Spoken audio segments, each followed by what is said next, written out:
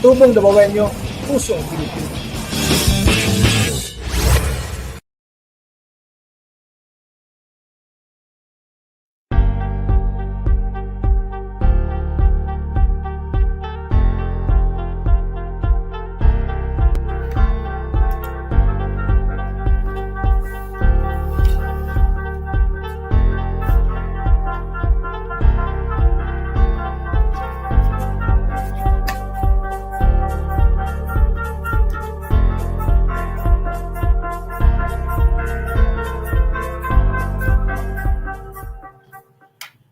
Hello and good evening and welcome to ABC, Anunsyo, Batas and Co-op. This is your host, Attorney Blue Ventosa, ang inyong Davao lawyer.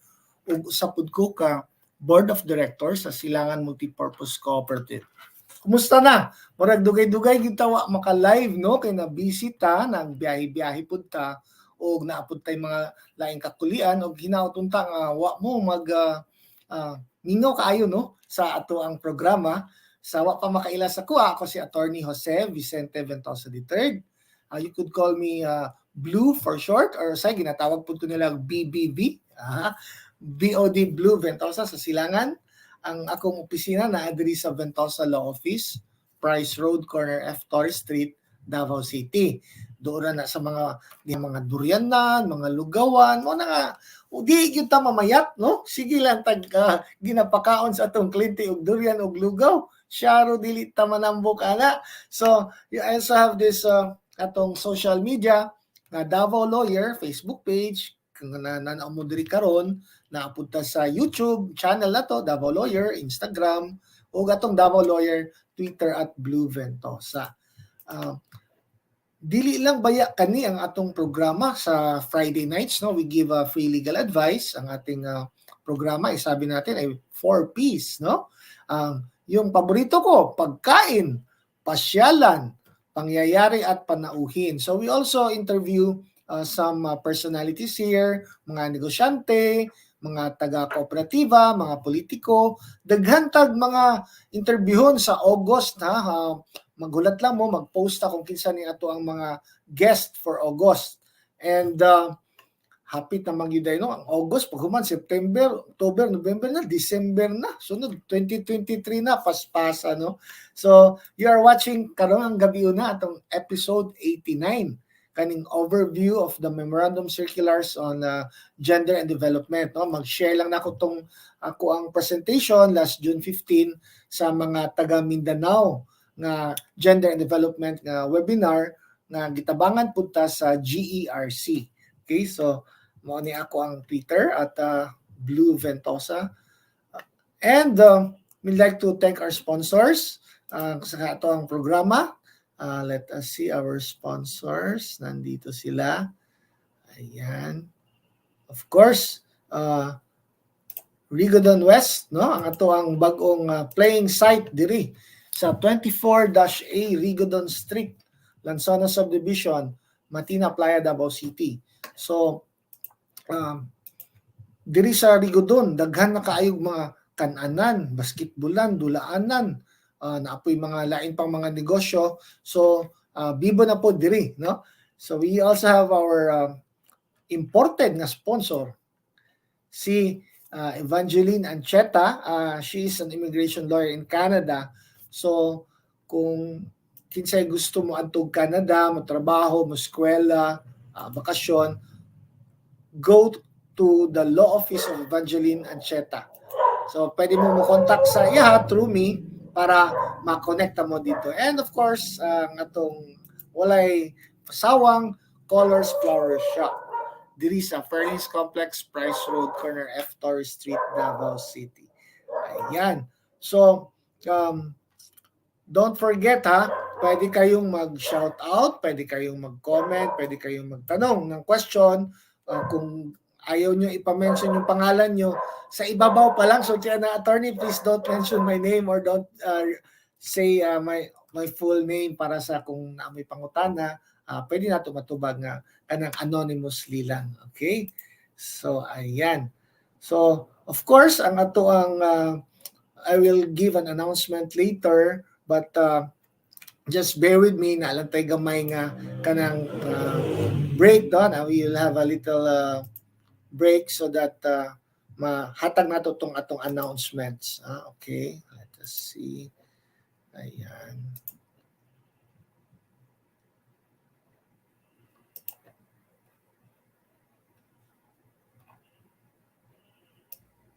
Sisiguro kang laging nandyan, magkakaasa kang may malalapitan sa silangan. Sa silangan.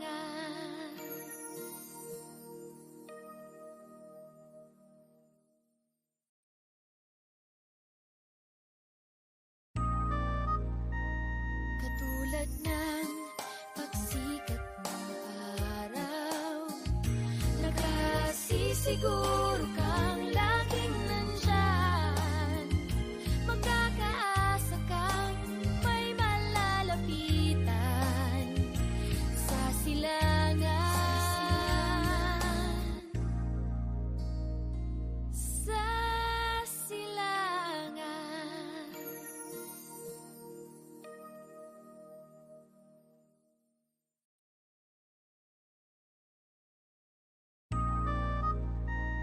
Katulad ng pagsikat ng araw, nakasisiguro kang laging nandyan, magkakaasa kang may malalapitan sa silangan. Sa silangan.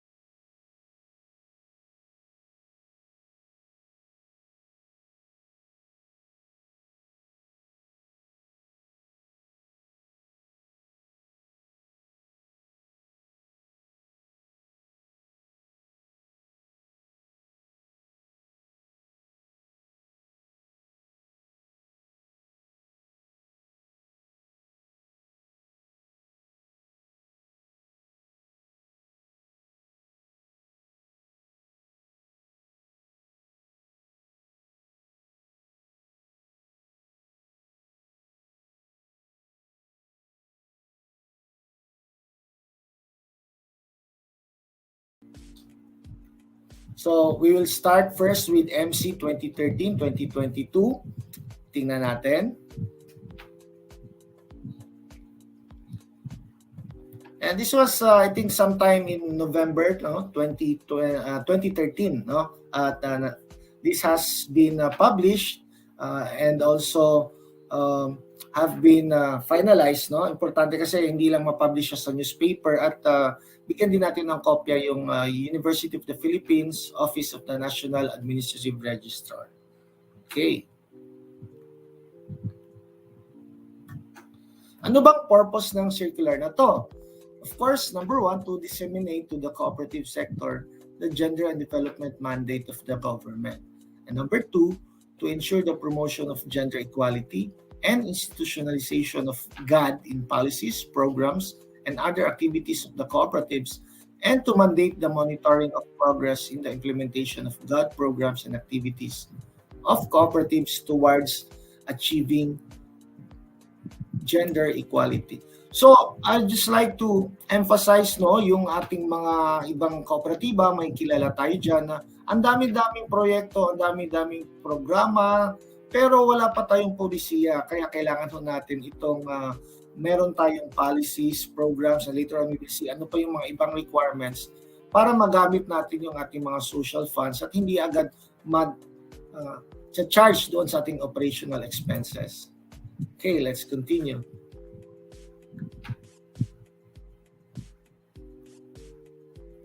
So ano bang scope ng circular na ito? Kasali ba lahat ng cooperatives? Yes. So lahat ng kooperatiba duly registered with the Cooperative Development Authority are covered.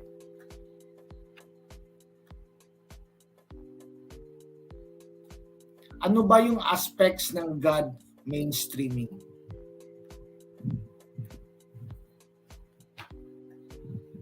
Of course, may policy tayo. We have this policy which is must be approved, no, and implemented, no, related sa ating gender and development and ang ating gender equality. Ayan. Okay, so next.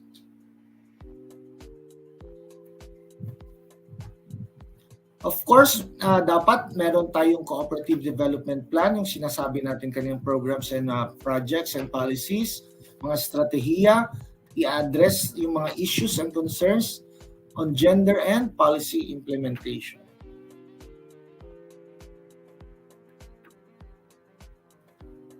So, kailangan may budget, no? Of course, yung budget ay dapat meron tayong mga iba-ibang komitiba at iba-ibang mga bodies na tutulungan. Hindi lamang yung mga ating focal person, hindi lamang yung BOD, hindi lamang yung mga empleyado, kundi lahat-lahat ay magtutulungan para maka-come up tayo ng ating budget for the PAPs and the Cooperative Development Plan. Ano itong mga PAPs? Ito yung ating programs, activities, and projects. Dapat makikita yung ating gender PAPs and in the Cooperative Development Plan are implemented. And of course, meron tayong mga mechanisms and instruments established sa ating co-op para ma-ensure nating GAD mainstreaming ay facilitated, implemented, at monitored. So I'd just like to emphasize yung monitoring, no? Para pala tayo nitong government din, no? Nagmo-monitor sa ating mga projects at sana hindi lang basta-basta maiiwanan. So ano yung examples of co-op policy on gender and development? Halimbawa, we adopt MC 2013-2022. We create the GAD committee and appoint the GAD focal person. We approve the GAD plan and budget formulated as results of the GAD assessment tool. So we'll go to the tool later on. Nandito pa tayo sa ating 2013-2022. Of course, meron tayong GAD plan and budget na integrated sa ating co-op development plan, and ni-review and revise natin yung mga co-op policy with gender inclusion, halimbawa sa HR, sa election guidelines, sa credit policy, at iba pang mga specific policies ng ating co-op, services, and products.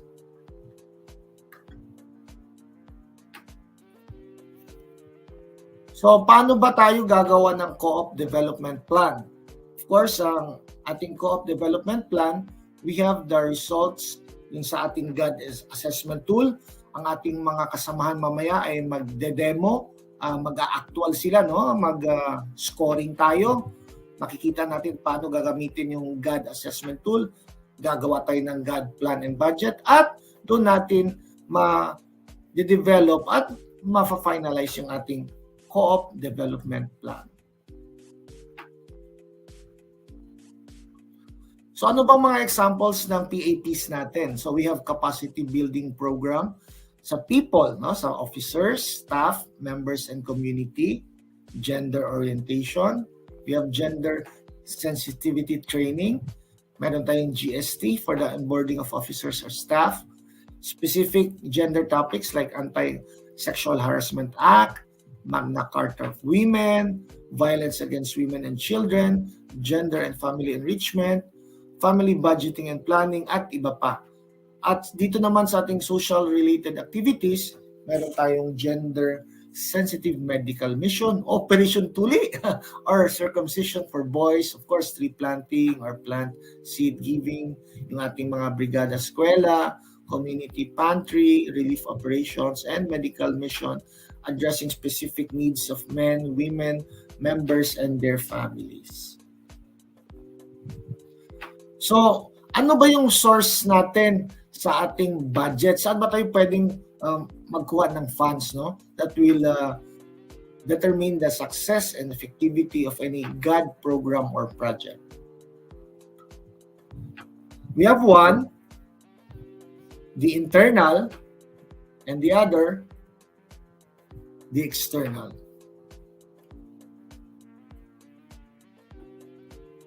Ano yung mga internal sources ng ating GAD budget? Ito yung sumusunod. CETF, CDF, Optional Fund, and Operations Fund. And of course, dapat yung ating GAD PAPs ay integrated talaga sa co-op development plan para makakuha tayo ng budget allocation.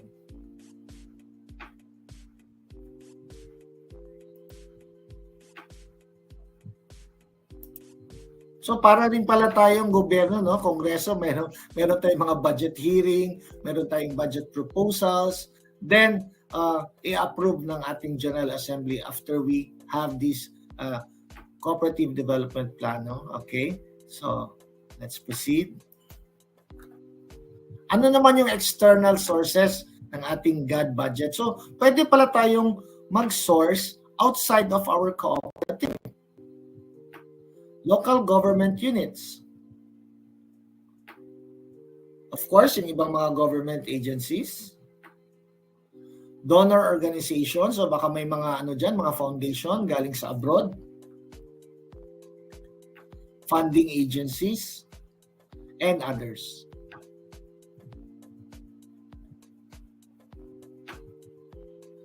Ano naman yung ating GAD mainstreaming mechanisms and instruments? So we're still with 2013-22, mind you, we'll go later to the tools. Okay? So yung GAD committee, meron tayong GAD committee. Ano ito? These are appointed by the board of directors, must be composed of at least 3 members, provided at least 1 member shall come from the board, okay? Then elect from among themselves a chairperson and hold office until replaced by the board.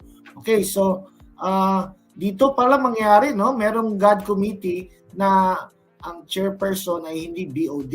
So, kasi pwede naman dito na kahit sino maging chairperson, sila mag-e-elect. Okay? GAD focal person. Who is the GAD focal person?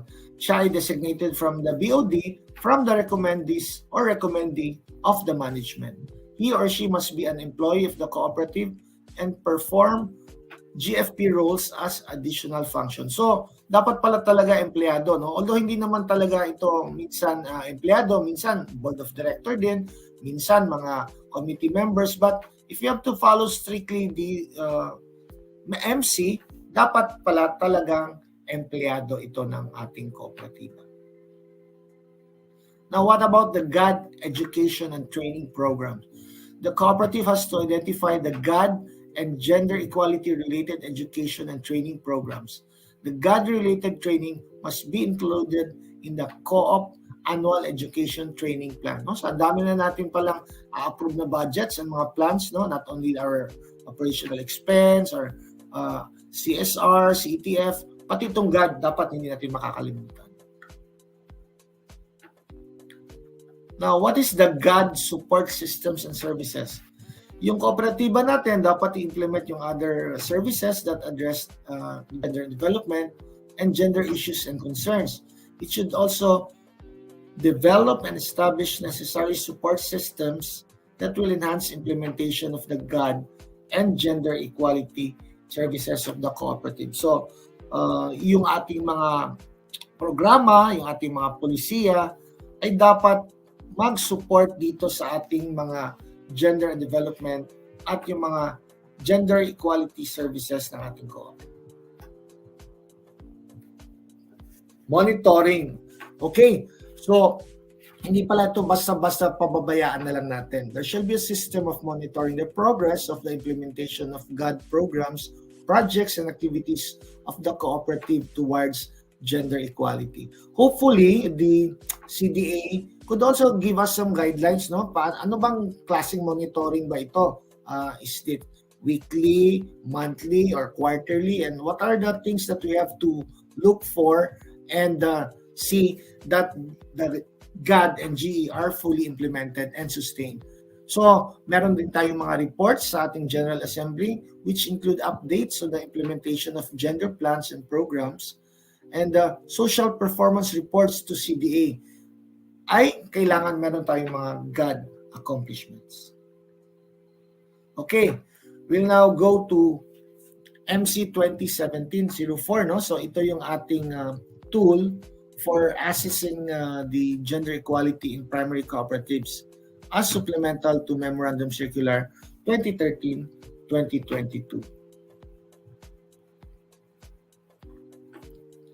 So that's a copy of the MC, okay? Ano bang purpose ng circular na ito? Ang purpose nito is to disseminate to the cooperative sector the tool for assessing gender equality in cooperatives, to assess the cooperative's progress in mainstreaming gender and development towards achieving gender equality. Alam natin na tinuruan tayo ng GERC noon, meron tayong parang I think it's PowerPoint or Excel, no? Excel program na meron tayong pang-add ng mga iba-ibang points, iba-ibang elemento, at meron tayong score. Malalaman natin kung ano ba ang dapat natin i-improve, ano ba dapat natin i-maintain. Yan ay lahat ay malalaman din natin mamaya sa i-demo ng ating mga kasama kung ano itong paggamit ng tool na ito.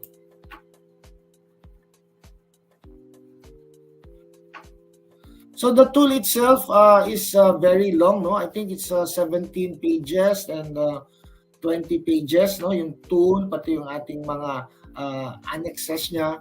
But my colleagues later on from this Mindanao group will show in detail kung ano yung mga iba't ibang mga elements na kailangan dito, but I will give a short summary kung ano yung ating mga matatouch dito sa ating tool.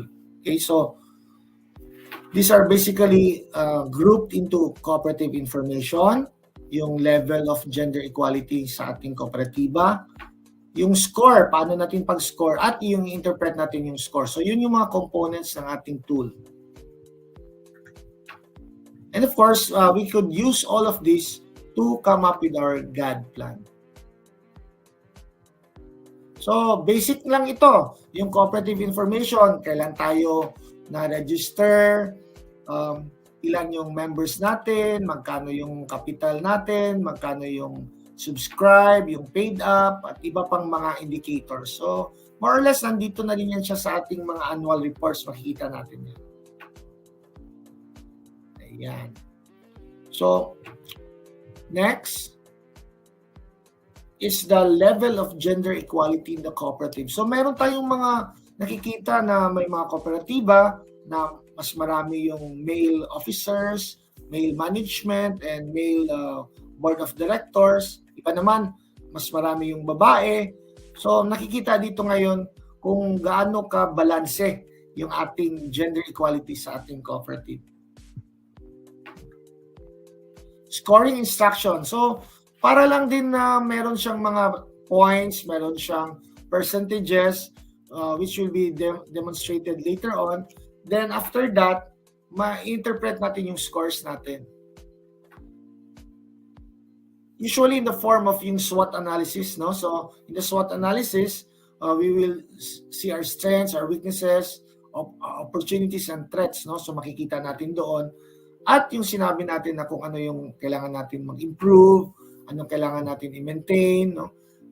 Iba pang mga dapat tandaan para ma-maintain yung ating gender development programs and the level of gender equality in the co-op. So, ano ba itong tool na to, no? So, ang itong tool talaga is an assessment framework based on the indicators classified into 4 gender mainstreaming entry points. People, yung una. Or policies.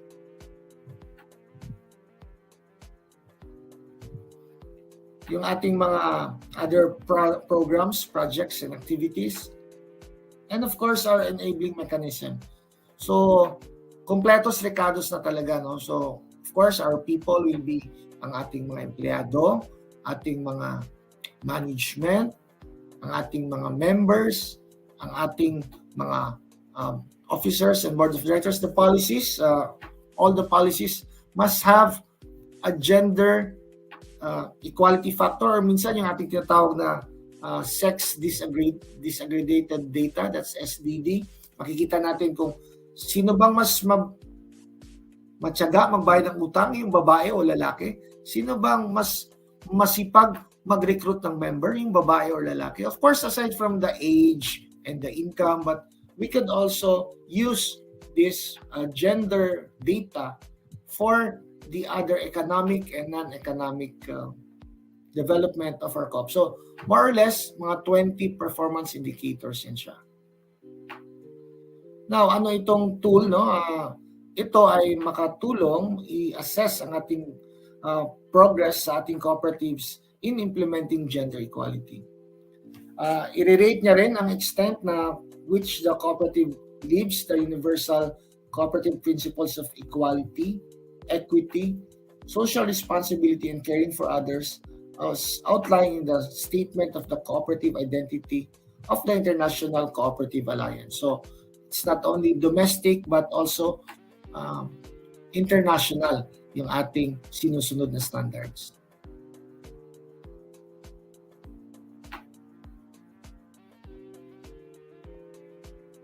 Okay, so how do we adapt the tool? So we adapt the tool, makikita natin doon yung mga sa later part ng MC, which will is too small for you to read, but mas ma-appreciate natin mamaya kapag meron na tayong mag-fill up ng ating mga data at mag-interpret din yung ating mga kasama. And of course, tutulungan naman tayo ng GERC mamaya sa ating actual and yung ating interpretation. No? So, nakasaad lang dito sa section 5, dapat daw yung tool, the cooperatives must adopt the tools for assessing the gender equality in cooperatives, yung naka-attach dito, and dapat must come up with their gender responsive cooperative development program in accordance with the result of the assessment. So depende kung anong nakalagay doon sa tool, kulang ba ng babae sa empleyado, sobra bang lalaki sa board of directors, konti lang ba yung ating membro na babae. So we do not expect a 50-50 or equal distribution, but at least we just narrow the gap. So ito ay base lang din sa 2013-2022 na I have mentioned earlier, ay tungkol sa GAD implementation. So that's all for our presentation. I hope you have enjoyed our presentation. Kung meron tayong mga tanong, we could ask our resource persons, and of course, as much as I can answer your questions, we will answer this after a few minutes break.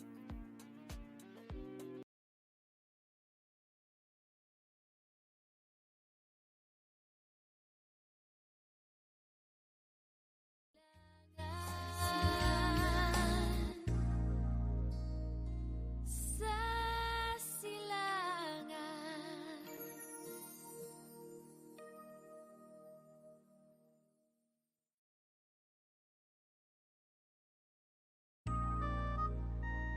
Katulad ng pagsikat ng araw, nakasisiguro kang laging nandyan. Magkakaasa kang may malalapitan sa silangan. Sa silangan.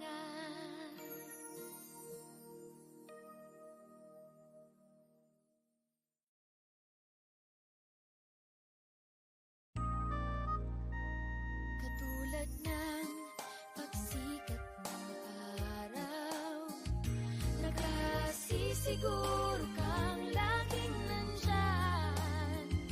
Magkakaasa kang may malalapitan sa silangan. Sa silangan.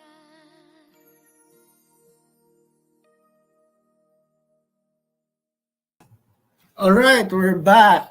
So, I hope na gusto niyo yung ating mga bagong natutunan sa GERC, at kung meron kayong tanong, marami kaming accredited dito na trainers sa silangan, at least 3, no? Ako, si BOD Obet, at si Ma'am Joanne Kamasura.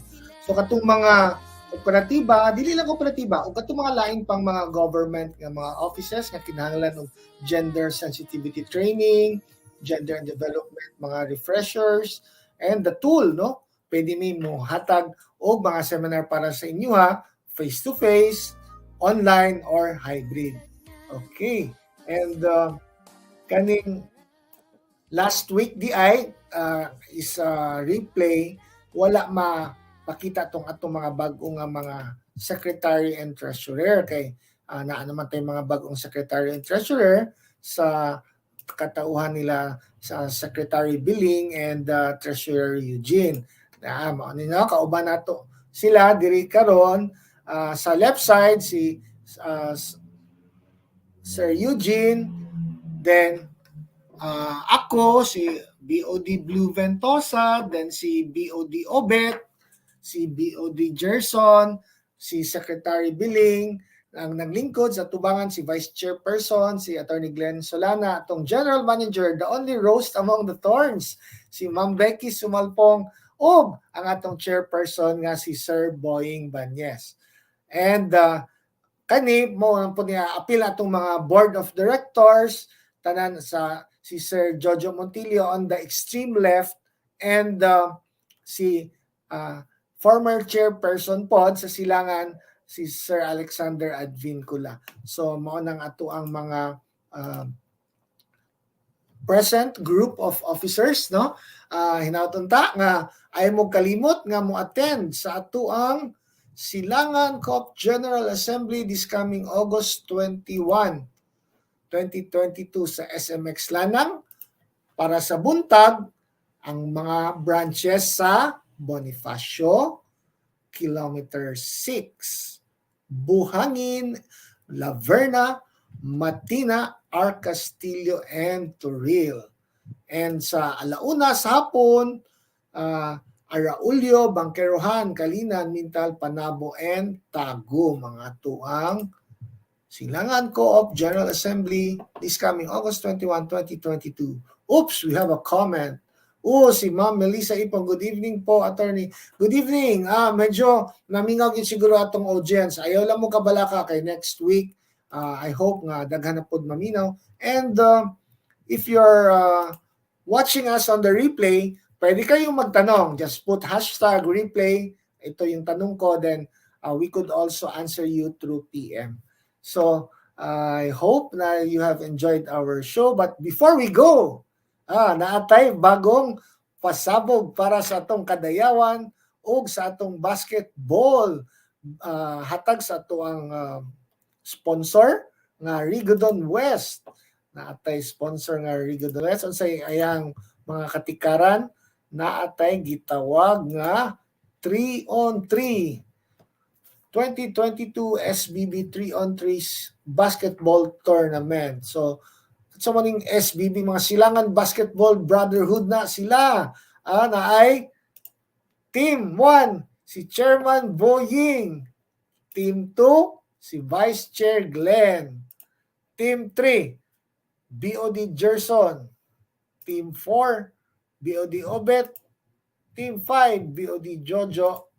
Team 6, away paglipod-lipod, si BOD Blue Ventosa. Ayan, ang aking Team 6, no? Okay, and Team 7, Treasurer Eugene, o sa atong Team 8, si Secretary Belin. Okay, so hopefully you have enjoyed our show tonight, no? Kita-kita na punta sa sunod Biyernes. Diri lang gihapon sa ato ang Facebook page na Davao Lawyer, atong YouTube channel nga Davao Lawyer, ang Twitter Blue Ventosa, and napunta sa Instagram nga Davao Lawyer. So mao na lang yun ni atong oras na habilin para sa atong programa karong gabi una. Kung naamoy mga laing mga suggestions, pwede mo mag comment diri or mag PM mo sa kuha kung unsay mga gusto ninyo mga other mga topics or kinsay interviewon, kinsay adtuan, unsay testingan nga pagkaon kay ang atong programa 4Ps, panauhin, pagkain, pasyalan at pangyayari. So see you next week. Stay safe sa tanan o God bless.